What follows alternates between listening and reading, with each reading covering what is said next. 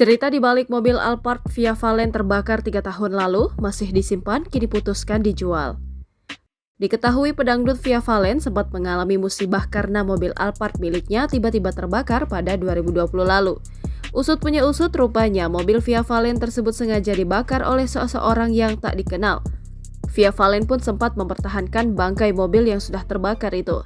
Namun setelah hampir 3 tahun menyimpan bangkai mobil Alphard miliknya, istri Chevra Yolandi ini akhirnya memutuskan untuk menjualnya.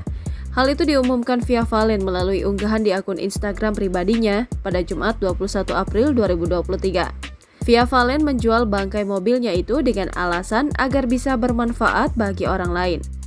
Setelah mempertahankan bangkai mobil ini selama hampir 3 tahun karena sayang, bismillah aku memutuskan untuk menjual mobil ini agar bisa lebih bermanfaat.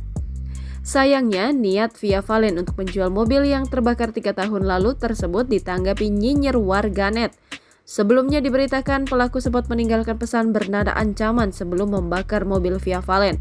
Mobil milik Via Valen dibakar oleh orang tak dikenal hingga hangus di kawasan Tanggulangin, Sidoarjo, Jawa Timur.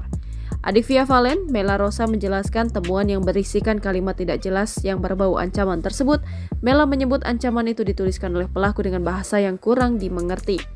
Lebih lanjut, Mela Rosa mengungkapkan pelaku menuliskan pesan ancaman pembunuhan, meskipun tulisan bernada ancaman tersebut tidak menyebutkan nama Via Valen.